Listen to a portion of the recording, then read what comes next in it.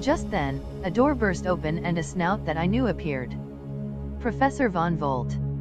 I squeaked happily.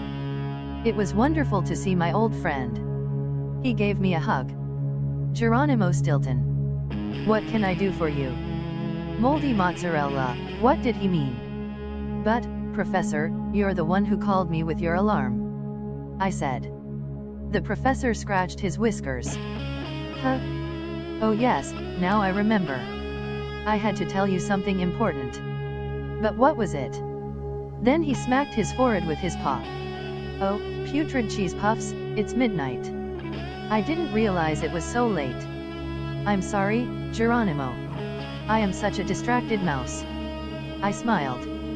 It doesn't matter that it's late. You can call me anytime, day or night. Do you remember our first journey through time? The professor asked me. I couldn't help sighing happily. I may have even gotten a little misty-eyed. I'm a very sentimental mouse.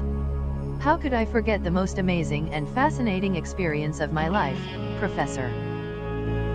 He patted my paw. Stay calm, Geronimo, I have a surprise for you. This is my brand new invention. The professor announced. I call it the rodent relocator. My jaw hung open, and my whiskers trembled with excitement. Before me was a big, spherical machine with a shiny surface. I could hardly squeak. Volt smiled at my reaction. It's my new time travel machine. It is much, much, much more advanced than the Mouse Mover 3000, which we used on our last adventure. Now let me explain how it works, but when I'm done, remind me that I have to tell you something else that is very, very important. I'm very easily distracted, after all.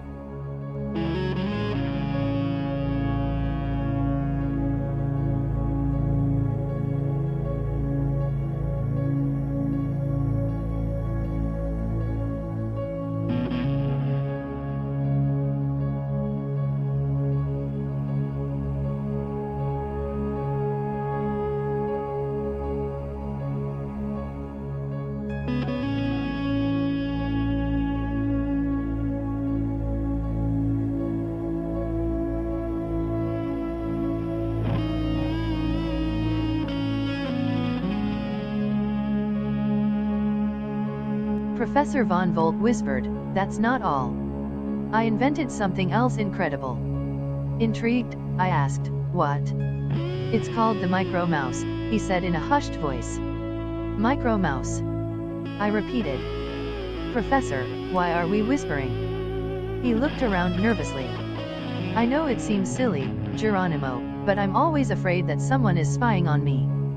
There are many dishonest rodents out there. They could be interested in my inventions, so I have to be very careful. With that, the professor opened his safe and pulled out a strange object. He strapped it onto his wrist, satisfied. Let me introduce you to the Micro Mouse, a very powerful but very small and lightweight computer. It's so small that a mouse can wear it on his wrist. There's only one, and it's for you to wear, Geronimo. Rat-munching rattlesnakes. Did he mean what I thought he meant? But before I could squeak, the professor went on. It provides information about historic time periods and allows you to surf the web, take pictures, and record video. It works as a cell phone, a television, and a satellite navigation system so that you can orient yourself in the past. It runs on solar and wind energy, so it's even good for the environment. If you push a special button, it also becomes invisible. Here's how it works.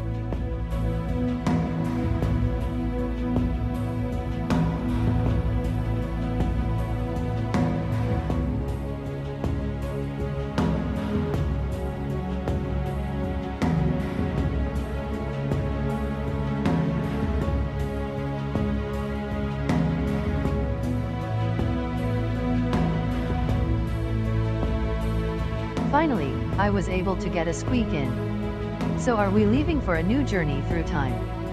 Professor? I asked, my tail twitching with excitement. Where will we go this time? He raised an eyebrow. It's not where we are going, Geronimo, but where you are going. This time you will travel alone. I'm still an adventurous mouse at heart, but I am too old to handle the heat of the jungle, climb any ancient walls, or taste the strange foods of faraway lands.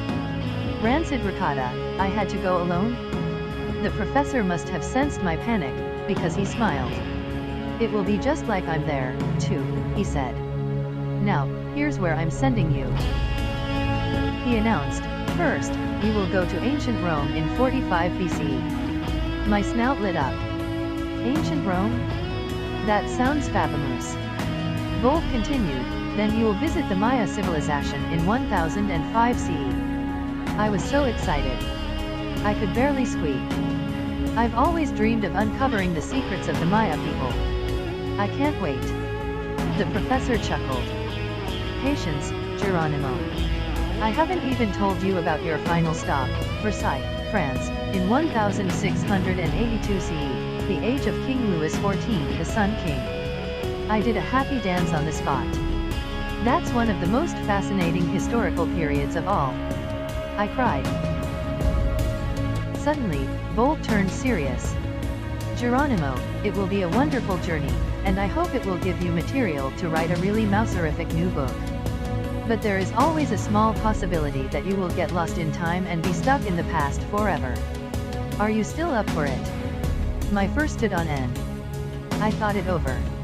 The most important thing I had learned from my adventures was that it's nice to dream, but it's better to live your dreams even if it takes courage. It also often takes the help of friends and family, plus, adventures are even more fabulous when shared with others. So I nodded firmly. Professor, I accept. But on one condition, can I bring my family with me? Of course, the professor agreed. I thought back on my first journey through time.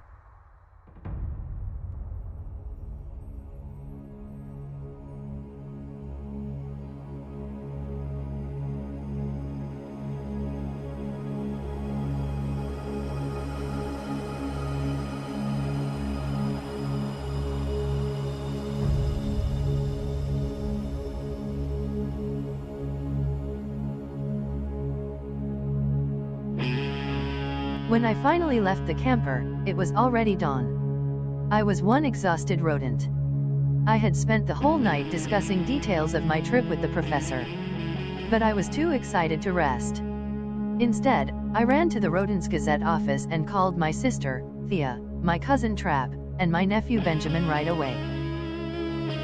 Once we were all gathered in my office, I closed and locked the door. I told my assistant that I wasn't taking any calls. And just to be safe, I even made sure that no one was spying through the window.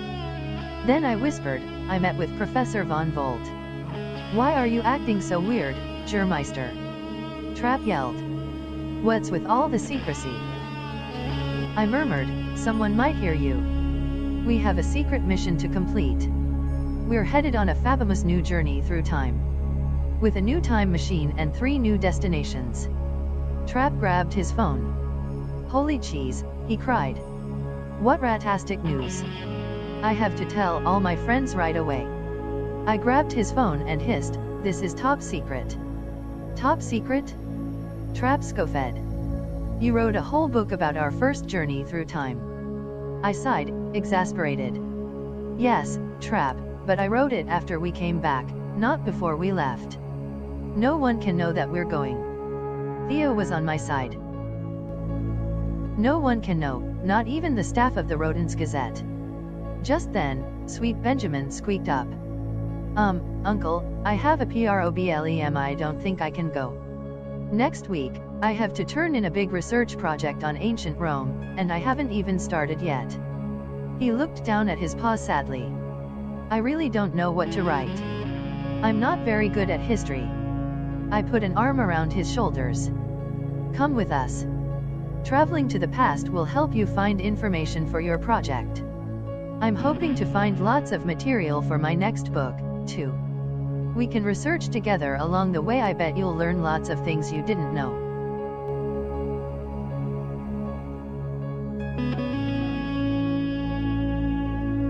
With no time to waste, we headed to Professor von Volt's camper. When we arrived, we all put on orange suits made especially for time travel. Then we celebrated our departure with a bottle of whipped cheese and some gorgonzola crackers. The professor proposed a toast. To your trip into hyperspace. Hyper what? Trap asked. We're used to space with 3 dimensions, height, width, and depth, the professor explained. Hyperspace can have 4 or 5 dimensions, maybe even more. Isn't that incredible? Moldy mozzarella. That sounded complicated. When you move through hyperspace, you can travel faster than the speed of light, the professor added. Until now, it's just been something you read about in science fiction. But I've figured out how to send you into hyperspace so you can travel through time. Trap giggled.